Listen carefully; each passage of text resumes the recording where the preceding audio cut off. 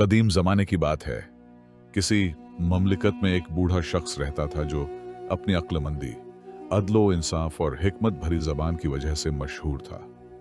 उसने अपनी वफात से पहले अपने 3 बेटों के लिए अपनी दुनियावी जायदाद तकसीम की। अपने सबसे बड़े बेटे को उसने एक अजीम उशान घर दिया। दूसरे बेटे को एक वसीया खेत दिया जो मवेशियों और फसलों से भरा हुआ था। हाशिम के हिस्से में सिर्फ एक चांदी की अंगूठी आई।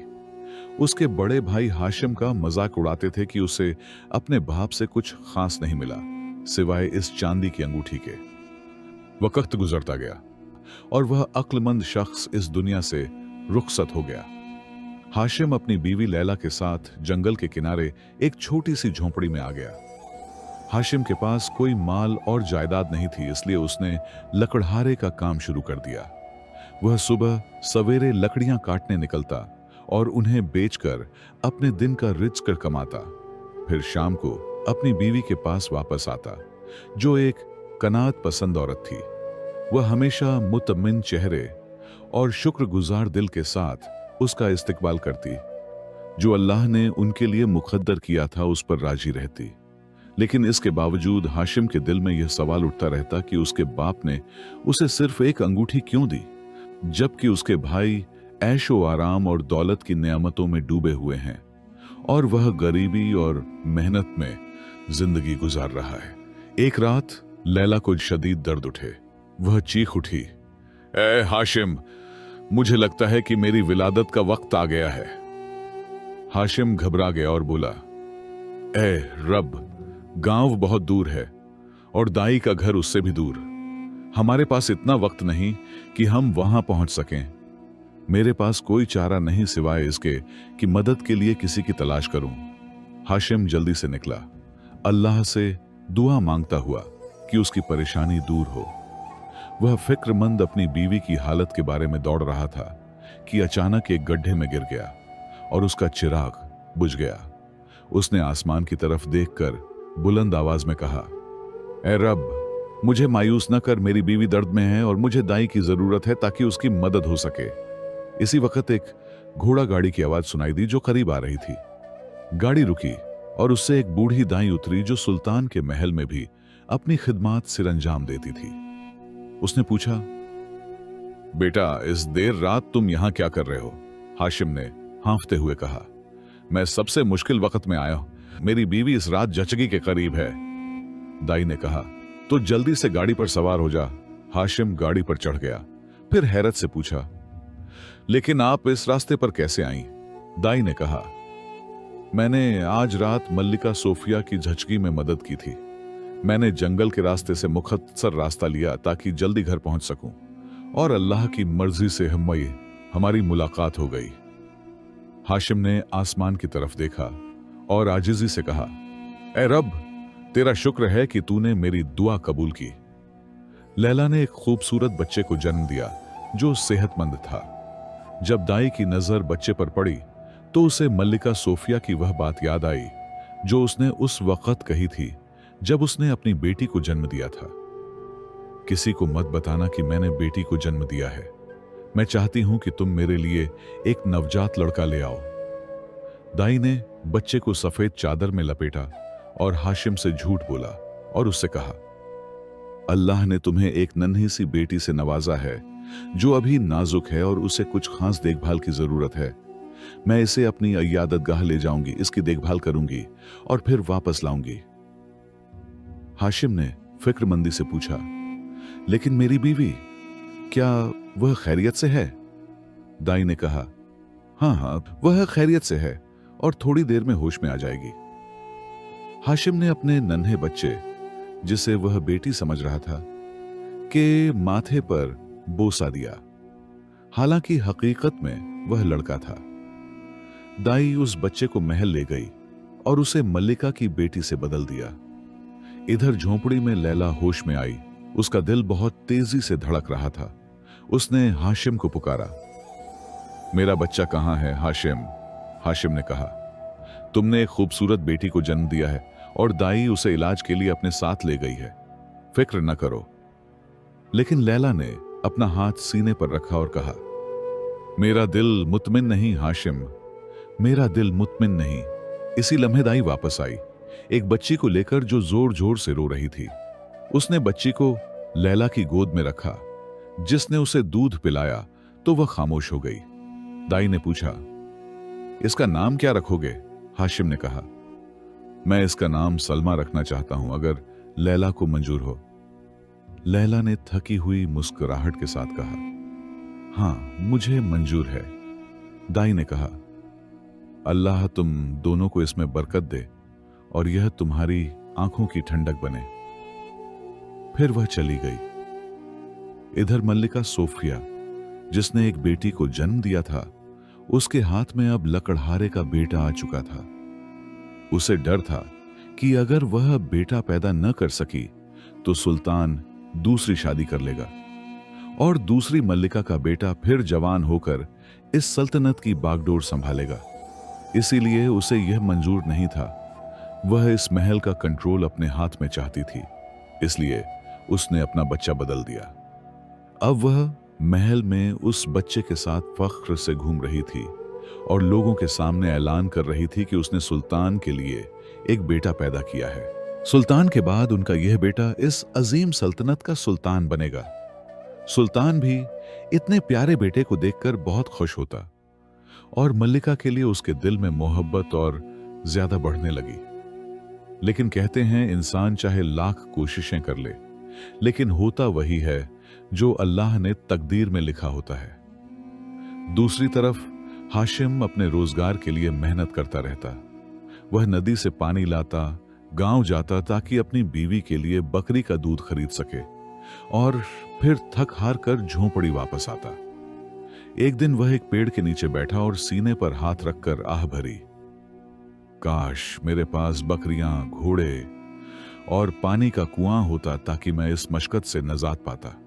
शाम को जब वह घर वापस आया तो क्या देखता है कि उसकी झोंपड़ी के सामने 3 घोड़े, 2 बकरियां, 2 भेड़ें और करीब ही एक चट्टान से फूटता हुआ साफ पानी का चश्मा है अमरदाए। यह दरअसल एक मुकामी जमींदार की तरफ से तोहफा था जो हाशिम के वालिद ने उसके सुपुर्द किया था और उससे कहा था कि वह उसके मरने के बाद उसके बेटे को तलाश करके उसे दे दे। और उसने यह सब कुछ हाशिम के हवाले कर दिया। वह आदमी फिर चला गया। हाशिम दौड़ता हुआ अंदर गया और लैला को पुकारा, लैला आओ देखो, क्या यह सच है? लैला ने हैरत से देखा और कहा, नहीं, खुदा की कसम, मुझे अपनी आंखों पर यकीन नहीं आ रहा। हाशिम बहुत खुश हुआ। उसने अपनी बीवी को बताया कि यह सब उसके बाप ने किसी जमींदार को अमानत के तौर पर सौंप रखा था और आज वह यह सब मेरे हवाले करके चला गया। मैंने अपने अब्बा जान को कभी गलत नहीं समझा, बस यही सोचता रहा कि उन्होंने आखिर मुझे कोई जायदाद क्यों ना दी। शायद वह मुझे दूसरे भाइयों के सामने कुछ नहीं देना चाहते थे। शायद वह मेरे लिए कुछ खास छोड़कर गए हैं जो वह दूसरे भाइयों को नहीं देना चाहते थे। खैर, हाशिम खुदा का शुक्र अदा करके उठा।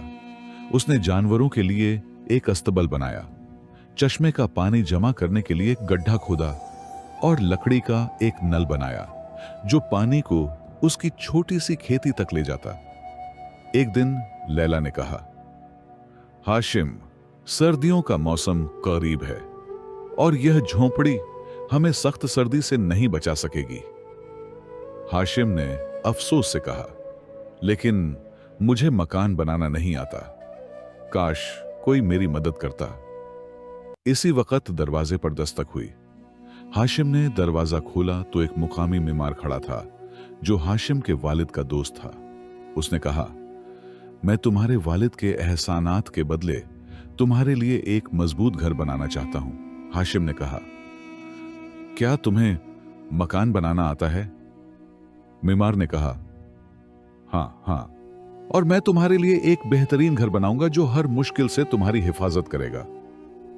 बीमार ने तेजी और महारत से काम शुरू किया और एक वसीया मजबूत घर बनाया। हाशिम और लैला बहुत खुश हुए।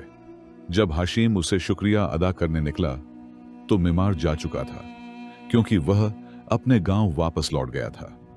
अब हाशिम को आहिस्ता आहिस्ता समझ आने लगा कि उसके बाप ने उसे इस गरीबी में नहीं छोड़ा, बल्कि उसे उसके अंदर कुछ ऐसा खास नजर आया जो उसे अपने दूसरे बेटों में नहीं दिखा। उसके बाप ने जाने से पहले उसके लिए सारे इंतजामात कर रखे थे, जो अब वक्त के साथ साथ हाशिम के काम आ रहे थे। हाशिम को अब उसके बाप की हिकमत का अंदाजा हो चुका था। कुछ महीनों बाद ममलिकत के पानियों में एक खतरनाक वब्बा फैल गई, जिससे लोगों को शदीद इसहाल और कहे की बीमारी हुई। अय्यादत गाहें मरीजों से भर गईं और साफ पानी कम हो गया। सुल्तान के सिपाहियों ने साफ पानी के चश्मे की तलाश में निकले और तवील तलाश के बाद उन्हें हाशिम के घर के करीब वही चश्मा मिला। यह चश्मा एक कुदरती जरिया था जो आलूदगी से बचा हुआ था, क्योंकि चश्मा मौसम की तब्दीलियों से मुतासिर होता था। एक सिपाही ने कहा, यहां कौन रहता है? दूसरे ने कहा, हमें नहीं मालूम, चलो इंतजार करते हैं। थोड़ी देर बाद हाशिम एक डोल लेकर चश्मे की तरफ आया। चश्मा साफ और बहता हुआ नजर आया। हाशिम ने डोल भरा और वापस चला गया। सिपाहियों ने दोबारा कोशिश की तो पानी की मिक्सदार फिर कम हो गई। एक ने कहा, इसमें कोई राज है, हमें सुल्तान को बताना चाहिए। वह तेजी से वापस गए और सुल्तान को सारा माजरा सुनाया। सुल्तान ने अपने सिपाहियों को हाशिम को लाने का हुक्म दिया। जब हाशिम महल पहुंचा तो उसने झुककर कहा, सुल्तान, मैं आपकी खिदमत में हाजिर हूं।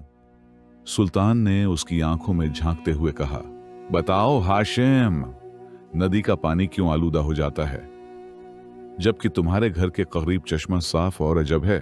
हाशिम ने साबित कदमी से कहा, खुदा की कसम सुल्तान, मुझे इसका कोई इल्म नहीं, लेकिन शायद यह चश्मा कुदरती तौर पर महफूज है। सुल्तान ने गुस्से से कहा, अगर तूने हमें कोई हल न दिया तो मैं तुझ पर इल्जाम लगाऊंगा।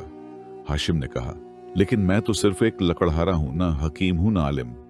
सुल्तान ने कहा, मुझे परवाह नहीं कि तू कौन है, 3 दिन के अंदर दवा ला, वरना तू फिर सूरज की रोशनी नहीं देखेगा। अब जा। हाशिम परेशान हाल घर वापस आया और लैला से कहा, काश मैंने अपने वालिद का छोड़ा हुआ इल्म उल-औशाब पढ़ा होता तो मैं लोगों को बचा सकता। इसी लम्हे अलमारी से एक पुरानी किताब गिर पड़ी, जिसके सरवरकड़ पर लिखा था, इल्म उल-औशाब। हाशिम ने इसके सफ़हात पलटे तो उसमें बीमारियों, उनकी वजहात और इलाज के बारे में अबवाब मिले। उसने एक तरकीब देखी जो पानी साफ करने के बारे में थी। उसने इसके मुताबिक दवा बनाई और उसे नदी में डाल दिया। पानी दोबारा साफ और अजब हो गया, जो लोगों की प्यास बुझाने लगा। सुल्तान इससे बहुत खुश हुआ और उसने हाशिम को दरबार का हकीम मुकर्रर कर दिया। लेकिन जब बूढ़ी दाई ने हाशिम को महल में देखा तो वह घबरा गई। वह तेजी से मल्लिका सोफिया के पास गई और कहा, ऐ मल्लिका आलिया, मुसीबत आ गई। मल्लिका ने कहा, क्या बात है, बता। दाई ने कांपती आवाज में कहा, वह शख्स जिसके बच्चे से हमने आपका बच्चा बदला था, वह अब यहां महल में है। मल्लिका घबरा गई और कहा, वह कौन है? दाई ने कहा, वह हाशिम है, नया हकीम। मल्लिका, जो रूम से ताल्लुक रखती थी और ममलिकत पर कब्जा करने के मंसूबे के तहत सुल्तान से शादी की थी, खौफजदा हुई और सोचने लगी, अगर सुल्तान को मेरी हकीकत मालूम हुई तो वह मेरी गर्दन उड़ा देगा। लेकिन ममलिकत को इस शख्स की जरूरत है। बच्चों का राज्य सिर्फ मुझे और इस बूढ़ी दाई को मालूम है, लिहाजा इसे हमेशा के लिए खामोश कर देना चाहिए। उसने अपने एक वफादार खादिम को हुक्म दिया कि वह दाई को कत्ल करके पहाड़ के पीछे दफन कर दे। लेकिन हाशिम को इस साजिश का पता चल गया, क्योंकि वह रात को जंगल से गुजर रहा था जब उसने खादिम को दाई को ले जाते देखा।